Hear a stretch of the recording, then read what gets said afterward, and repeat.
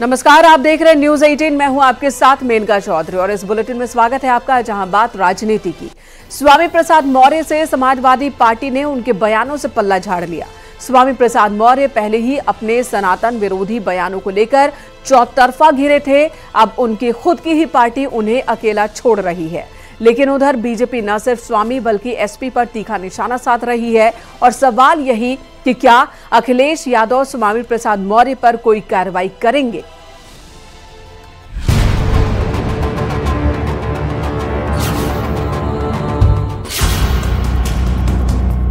चार हाथ, 8 हाथ, 10 हाथ, 20 हाथ, 1000 हाथ वाला बच्चा आज तक पूरी दुनिया में नहीं पैदा हुआ। सपा के राष्ट्रीय महासचिव स्वामी प्रसाद मौर्य अपने बयानों को लेकर लगातार घिरते जा रहे हैं। स्वामी प्रसाद मौर्य को जहां भारतीय जनता पार्टी के नेता और तमाम साधु संत उनको उनके बयानों को लेकर घेर रहे हैं, वहीं दूसरी तरफ अब स्वामी प्रसाद मौर्य का विरोध उनकी अपनी ही पार्टी समाजवादी पार्टी में शुरू हो गया है। जहां समाजवादी पार्टी के नेता और पूर्व मंत्री आईपी सिंह ने स्वामी प्रसाद मौर्य के बयानों का विरोध किया। इसके बाद समाजवादी पार्टी के विधायक मनोज पांडे ने भी स्वामी प्रसाद मौर्य के बयानों का सीधे तौर पर विरोध करते हुए व्यंग किया। समाजवादी पार्टी के नेता स्वामी प्रसाद मौर्य अपने सनातन विरोधी बयानों को लेकर पहले से ही चौतरफा वार झेल रहे हैं, लेकिन अब उनकी अपनी ही पार्टी ने उनके अटपटे और बेतुके बयानों से पल्ला झाड़ लिया है। खुद समाजवादी पार्टी के वरिष्ठ नेता न सिर्फ उनके बयानों को बकवास करार दे रहे हैं, बल्कि सीधे शब्दों में चेतावनी भी मिल गई है कि किसी भी धर्म पर अभद्र टिप्पणी पार्टी लाइन के बाहर मानी जाएगी। यही नहीं, समाजवादी पार्टी के मुख्य सचेतक मनोज पांडे ने स्वामी प्रसाद मौर्य को नसीहत तक दे डाली है। साथ ही स्वामी के बयान से पल्ला झाड़ते हुए कह दिया कि एसपी का ऐसे बयानों से कोई लेना देना नहीं है। कोई समाजवादी पार्टी का बयान नहीं है, उनका निजी बयान हो सकता है। हमारे नेता और हमारे कई प्रमुख नेता पार्टी के कई बार ये स्पष्ट कर चुके हैं, मैं बार बार उस पर कुछ कहने की आवश्यकता नहीं है। ये किसी का निजी बयान हो सकता है। समाजवादी पार्टी सारे वर्ग, जात, धर्म, पंथ को मानने वाली है और भारत का संविधान भी सबको स्वायत्ता और स्वतंत्रता देता है कि वो अपने धर्म के प्रति निष्ठावान है, उसे माने। अगर कोई व्यक्ति उस धर्म से ताल्लुक नहीं रखता, उस धर्म को वो छोड़ चुका है, तो वो उस धर्म को माने। इसमें हमको किसी को कोई दिक्कत नहीं है, लेकिन दूसरे धर्म को गाली दे और अपमानित करे, यह भी अधिकार उन्हें नहीं है। उधर स्वामी प्रसाद मौर्य हैं कि मानते ही नहीं।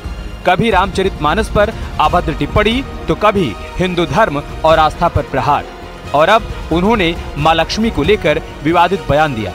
खास बात यह है कि चौतरफा घिरने के बावजूद स्वामी प्रसाद मौर्य अपने बेतुके बयान पर टिके हुए। एक बार फिर प्रयागराज में उन्होंने विवादित बातें बोल दी। जब 4 हाथ वाला बच्चा पैदा नहीं हुआ तो 4 हाथ वाली देवी कहां से आ गई? 8 हाथ वाले भगवान कहां से आ गए? 20 हाथ वाला रावण कहां से आ गया? 1000 हाथ वाला सहस्त्रबाहु कहां से आ गया?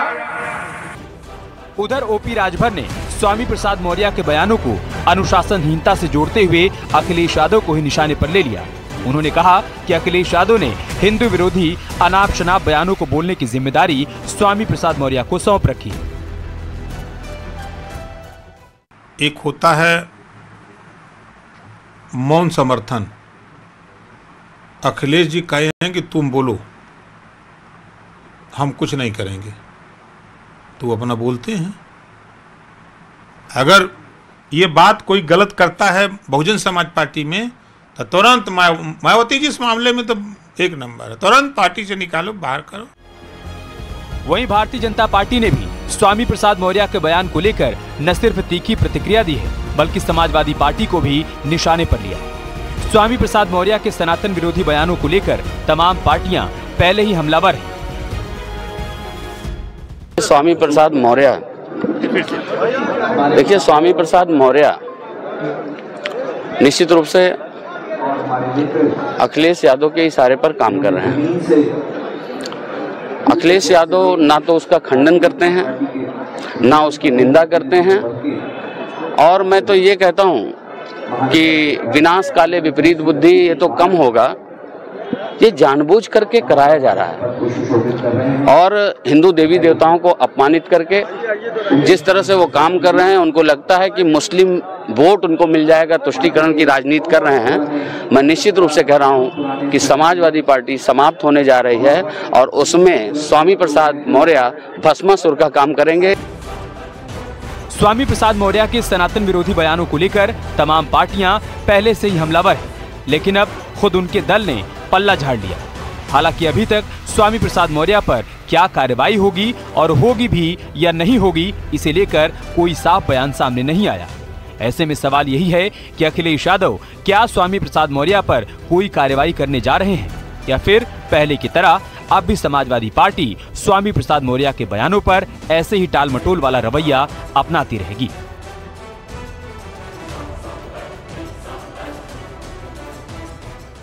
मनोज पांडे ने कहा कि स्वामी प्रसाद मौर्य भारतीय जनता पार्टी की सरकार में भगवा गमछा पहन के श्री राम के नारे लगाते थे। अब वही स्वामी प्रसाद मौर्य साधु संतों का अपमान कर रहे हैं और हिंदू देवी देवताओं पर सवाल उठा रहे हैं। यानी कि स्वामी प्रसाद मौर्य का विरोध उनकी अपनी ही पार्टी समाजवादी पार्टी के बड़े नेता करने लगे हैं। कैमरामैन उपेंद्र के साथ संकेत मिश्रा, न्यूज 18 लखनऊ। उधर ओम प्रकाश राजभर के बयान को लेकर यूपी की सियासी हलचल तेज हो चुकी है। हालांकि राजभर की पार्टी ने उनके बयान पर सफाई भेज दी है, लेकिन समाजवादी पार्टी उन्हें सुबह का भूला बताते हुए शाम को घर लौटने की नसीहत दे रही है। अब इसे लेकर राजभर क्या कहेंगे और उनके बयान के आखिर मायने क्या हैं, ये बड़ा सवाल है।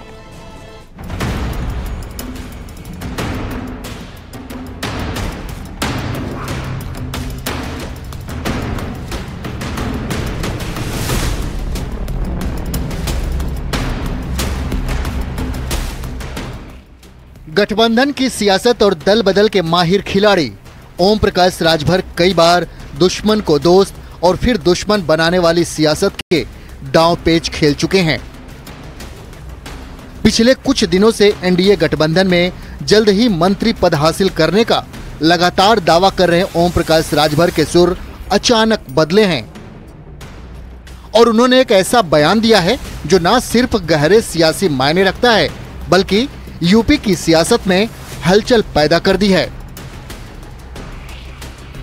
सबसे पहले आपको सुनाते हैं कि आखिर राजभर ने ऐसा क्या कह दिया।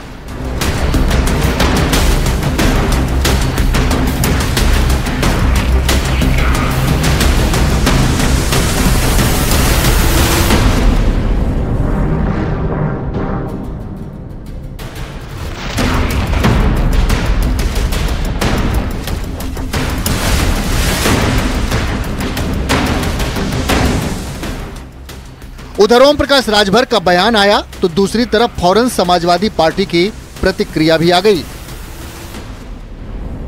कभी एसपी के सहयोगी रहे राजभर में शायद अभी भी एसपी को संभावनाएं नजर आती हैं। समाजवादी पार्टी राजभर को सुबह का भूला बता रही है और शाम को घर लौटने की अपील भी कर रही है। समाजवादी पार्टी लगातार जाति जनगणना की बात कर रही है, पिछड़ों का आरक्षण, उनके अधिकार और हक की बात कर रही है, लेकिन फिर भी ओम प्रकाश राजभर जी उस दल के साथ चले गए थे जो जाति जनगणना के खिलाफ है, जो पिछड़ों को आरक्षण नहीं दे रही है, पिछड़ों के अधिकारों का हनन कर रही है, केवल मंत्री बनने के लिए। आज ओम प्रकाश राजभर जी वो भारतीय जनता पार्टी में बिल्कुल अकेले पड़ गए हैं। दिल्ली से लखनऊ, लखनऊ से दिल्ली के चक्कर लगा रहे हैं, लेकिन मंत्री नहीं बन रहे हैं। समाजवादी पार्टी समझती है कि अगर सुबह का भूला शाम को घर वापस आ जाए तो उसे भूला नहीं कहा जाता। वहीं इसे लेकर एसबीएसपी की तरफ से सफाई भी आ चुकी है। राजभर के बेटे और पार्टी के महासचिव अरुण राजभर ने बयान को तोड़ मरोड़ कर पेश किए जाने के आरोप लगाए हैं और साफ किया कि हम चट्टान की तरह एनडीए के साथ खड़े हैं। तो ऐसे विरोधियों से हमारे कार्यकर्ताओं को और पार्टी के जिम्मेदार नेताओं को सावधान रहने की जरूरत है, क्योंकि ये हमेशा से ये निगेटिव और दुष्प्रचार करके ये समाज में गलत संदेश पहुंचाने का प्रयास करते हैं। इस समय देश में माननीय ओम प्रकाश राजभर की बढ़ती लोकप्रियता से सारे विपक्षी हैरान और परेशान हैं, घबरा चुके हैं और इसीलिए बौखला करके भ्रामक प्रचार कर रहे हैं। आने वाले समयों में आपको दिखेगा, हम सत्ता की लड़ाई नहीं लड़ते हैं, हम मंत्रिमंडल में जाने की लड़ाई नहीं लड़ते हैं, हम सुहेलदेव भारतीय समाज पार्टी के एक कार्यकर्ता गरीबों, वंचितों और उपेक्षित वर्गों को भागीदारी और हिस्सेदारी दिलाने की लड़ाई लड़ते हैं। हमारे लिए सत्ता महत्वपूर्ण नहीं है, हमारे लिए समाज के उपेक्षित वर्गों की सशक्तिकरण महत्वपूर्ण होता है। ऐसा ही कुछ बयान भारतीय जनता पार्टी की तरफ से भी आया। उन्होंने राजभर के गठबंधन का मजबूत सहयोगी करार दिया है। उपेक्षित वर्गों के स्थायी सशक्तिकरण की जो योजना है, प्रधानमंत्री नरेंद्र मोदी जी ने गरीब कल्याण की योजनाएं घर घर तक पहुंचाई हैं, उससे प्रभावित होकर के ही तमाम नेता और दल भारतीय जनता पार्टी और एनडीए के सदस्य बने हैं। ओम प्रकाश राजभर भी उन्हीं नेताओं में से हैं और वह हमारे एनडीए के सम्मानित सदस्य हैं। साफ है कि एसपी का साथ छोड़कर बीजेपी का दामन थामने वाले ओम प्रकाश राजभर का ये बयान सियासी गलियारों में चर्चा का सबब तो जरूर बनेगा, लेकिन सवाल ये है कि क्या राजभर ने मंत्री पद की उम्मीदों के पूरा होने में देरी की झुलझुलाहट में ऐसा कुछ कह दिया, और उनका निशाना आखिर था तो किस नेता की तरफ था? आखिर राजभर के इस बयान के मायने क्या हैं? Bureau report, news 18।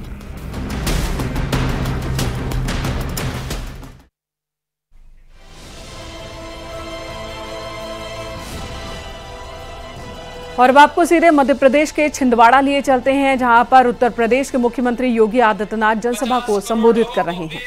स्वास्थ्य बीमा का, आयुष्मान भारत का कवर मिल गया। कोरोना कालखंड में सैकड़ों लोगों को 3.5 वर्ष से फ्री में राशन की सुविधा का लाभ भी मिल रहा है और आगामी 5 वर्ष तक इसे चालू रखने के लिए प्रधानमंत्री जी ने घोषणा पहले ही कर दी है। भाइयों बहनों, ये गांव, ये गरीब, ये किसान, ये नौजवान, महिलाएं, दलित, वंचित, वनवासी, जनजातीय, ये कब कांग्रेस के एजेंडे के हिस्से थे? कांग्रेस में तो उनके नेता एक ही बात कहते थे कि देश के संसाधनों पर पहला अधिकार मुसलमानों का है।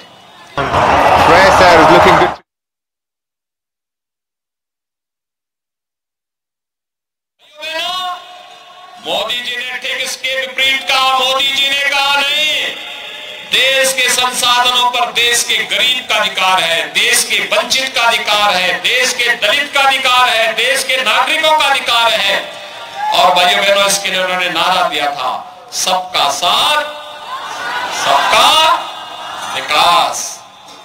ये वेलफेयर की स्कीम है, ये गरीब कल्याणकारी योजनाएं हैं, बिना भेदभाव के समाज के हर तबके को मिलेगी और समाज के हर तबके को देने के लिए जिस मजबूती के साथ कार्य करना प्रारंभ किया, आज उसके परिणाम देश के अंदर देखने को मिलते हैं। मोदी जी के लिए तो 142 करोड़ की आबादी का भारत ही उनका परिवार है। कांग्रेस के लिए भाई बहन यही उनके परिवार का हिस्सा है। वे इससे बाहर नहीं बढ़ सकते, लेकिन मोदी जी 142 करोड़ की आबादी को अपना परिवार मानते हैं। और इसलिए भाइयों बहनों, हम आपके पास आए हैं कहने के लिए, कांग्रेस विकास नहीं करा सकती। 40 वर्ष से कांग्रेस के विधायक, कांग्रेस के सांसद, कांग्रेस का राज, देश के अंदर और प्रदेश के अंदर सर्वाधिक समय तक कांग्रेस ने शासन किया। लेकिन अभी हम देख रहे थे छिंदवाड़ा एयर स्ट्रिप, बहुत छोटी सी पटरी। भाइयों बहनों, जहां का मुख्यमंत्री हो रहा हो, केंद्र सरकार में मंत्री रहे हो और विकास पीछे, विकास का कोई नहीं है, अपना विकास स्वयं करा लिया हो और छिंदवाड़ा के विकास के बारे में कोई सोच न हो, इसको आप क्या कहेंगे? और इसीलिए आज मैं आपसे आह्वान करने के लिए आया हूं। कांग्रेस विकास नहीं करा सकती, गरीब कल्याण नहीं करा सकती, आतंकवाद की समस्या का समाधान भी नहीं कर सकती, कम से कम आस्था का ही सम्मान कर देते। वो अभी तो नहीं किया कांग्रेस ने। तो आप मुझे बताइए, काशी में काशी विश्वनाथ धाम प्रधानमंत्री मोदी जी के मार्गदर्शन और नेतृत्व में आज बन गया है। भाइयों बहनों, आज से 6 वर्ष पहले काशी में बाबा विश्वनाथ का दर्शन करने के लिए जब श्रद्धालु जाता था, 5 श्रद्धालु एक साथ नहीं जा सकता था, और आज 50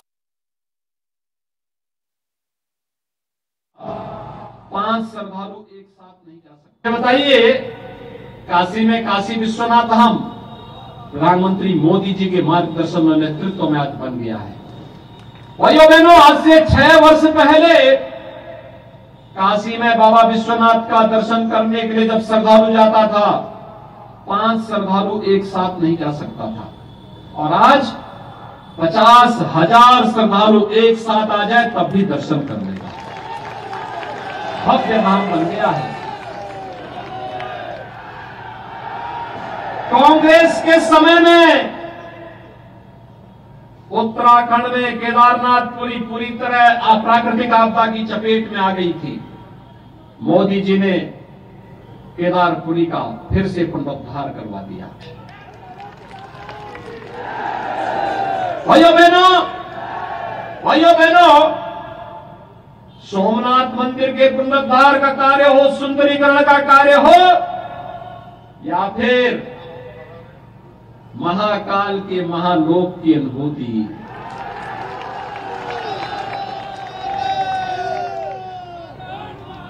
बाबा साहब भीमराव अंबेडकर से जुड़े हुए पंच तीर्थों का निर्माण भी मोदी जी के मार्गदर्शन और नेतृत्व में हुआ है। और यही नहीं, 500 वर्षों का इंतजार समाप्त करके अयोध्या में भगवान राम के भव्य मंदिर का निर्माण। क्या कांग्रेस कर पाती? क्या भाइयों बहनों, कांग्रेस के नेताओं ने तो कहा था कि राम और कृष्ण हुए ही नहीं। संभवतः कमलनाथ जी भी उस कैबिनेट के सदस्य थे जिस कैबिनेट ने एक एफिडेविट दिया था सुप्रीम कोर्ट में कि राम और कृष्ण हुए ही नहीं।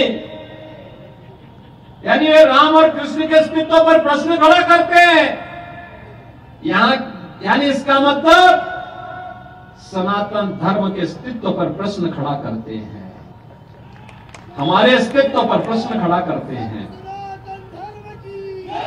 भाइयों बहनों, भारत के अस्तित्व पर प्रश्न खड़ा करती है कांग्रेस, और इसीलिए मैं कहता हूं कांग्रेस देश की समस्या का नाम है, देश का बोझ बन चुकी है कांग्रेस। इससे जितनी जल्दी मुक्ति पा सकोगे भाइयों बहनों, उतनी जल्दी विकास तेजी के साथ आगे बढ़ेगा, उतनी तेजी के साथ आगे बढ़ेगा। याद रखना, उत्तर प्रदेश विकास इसलिए कर रहा है क्योंकि उत्तर प्रदेश विधानसभा में 403 विधायक चुने जाते हैं और 403 में कांग्रेस के केवल 2 सदस्य हैं, मात्र 2। भाइयों बहनों, मैं आप सबसे यही अपील करने के लिए आया हूं, प्रधानमंत्री मोदी जी के नेतृत्व में देश और शिवराज सिंह चौहान जी के नेतृत्व में मध्य प्रदेश ने पिछले 20 वर्ष में विकास के नए प्रतिमान स्थापित किए। आज मेडिकल कॉलेज बन रहे हैं, IIT, IIM, AIIMS, highway, railway, rapid rail, metro नए बन रहे हैं, एयरपोर्ट बन रहे हैं। और विकास के लिए, नौजवानों के रोजगार के लिए, सुरक्षा और सुशासन के लिए ये डबल इंजन की सरकार आवश्यक है, और डबल इंजन की सरकार के लिए ही आपसे अपील करने के लिए आया हूं। छिंदवाड़ा में 7 विधानसभा क्षेत्र हैं और छिंदवाड़ा विधानसभा क्षेत्र में श्री विवेक बंटी साहू मजबूती के साथ एक युवा जुझारू नौजवान आपके साथ कार्य करने को तैयार है। भाइयों बहनों, आपसे ये अपील करने के लिए आया हूं मैं, विवेक बंटी साहू को चुनाव जिता करके भेजिए, कांग्रेस को संदेश दे दीजिए अब धोखा नहीं हो पाएगा। बहुत देश को धोखा दिया है, समाज को बहुत बांटा है, देश के खिलाफ बहुत साजिशें की है, आपस में बहुत लड़ाया है। अब ये नहीं चलेगा। अब तो हम लोग आर पार की लड़ाई लड़ रहे हैं, देश की एकता और अखंडता के लिए, देश की समृद्धि के लिए, भारत को दुनिया की सबसे बड़ी आर्थिक महाशक्ति बनाने के लिए, और इसके लिए डबल इंजन की सरकार मध्य प्रदेश में आवश्यक है। भाइयों बहनों, जब हम लोग अयोध्या राम मंदिर आंदोलन चलाते थे, कांग्रेस के लोग हंसते थे, कहते थे क्या कर लेंगे, हम कहते थे मंदिर बनाएंगे। हमने उस समय नारा दिया था, रामलला हम आएंगे, मंदिर वही बनाएंगे। लोग हंसते थे, तो हमने कहा इनकी हंसी को रोकने के लिए हमने तब कहा था, रामलला हम आएंगे, पहले ढांचा हटाएंगे। और भाइयों बहनों, आज आपने देखा होगा ढांचा हट गया, फिर हमने कहा मंदिर बनाएंगे, तो कांग्रेस के लोग फिर हंसते थे, कहते थे कि देखिए ये लोग मंदिर बनाने की बात कर रहे हैं, तिथि नहीं बताएंगे। हमने कहा तिथि भी बताएंगे। और भाइयों बहनों, मंदिर भी बन रहा है और 22 जनवरी को प्रधानमंत्री मोदी जी के कर कमलों से हम विराजमान भी होंगे। छिंदवाड़ा के आप सभी कार्यकर्ता और आप सभी नागरिकगण अयोध्या में दर्शन करने के लिए 22 जनवरी के बाद आने के इच्छुक है ना? आने के इच्छुक है ना? तो सबसे आसान रास्ता है, विवेक बंटी साहू को चुनाव जिता करके भेज दीजिए, इनको भोपाल भेजिए, ये अपने आप ही आपको वहां अयोध्या ले जाने की तैयारी कर देंगे। सहमत हैं? सभी लोग सहमत हैं? सभी लोग? तो भाइयों बहनों, ये इस चुनाव की अंतिम सभा है। अब इसके बाद आपको घर घर जाना है। मतदान परसों मतदान होना है प्रातः काल से, और अभी से संकल्पित होइए हर व्यक्ति को कमल चुनाव चिन्ह पर। भाइयों बहनों, चुनाव कमल का होना चाहिए, फूल का, फूल, कमल का फूल, ठीक है ना? भूल मत जाना। कमल चुनाव चिन्ह पर भारतीय जनता पार्टी को भारी बहुमत से विजयी बनाना है। सहमत हैं? सभी लोग सहमत हैं? चुनाव जिता करके भेजेंगे तो भैया आपका अयोध्या का टिकट भी पक्का है। आप सब मेरे साथ एक बार बोलेंगे, विवेक बंटी साहू के समर्थन में भारत माता की, भारत माता की, भारत माता की जय श्री राम, जय जय श्री राम।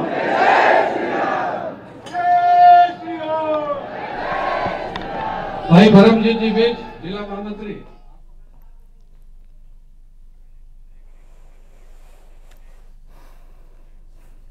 तो छिंदवाड़ा में सीएम योगी आदित्यनाथ ने डबल इंजन सरकार के फायदे गिनाए और इसी के साथ वोट देने की अपील की जनता से। रुकेंगे यहां एक छोटे से ब्रेक के लिए, खबरें जारी हैं।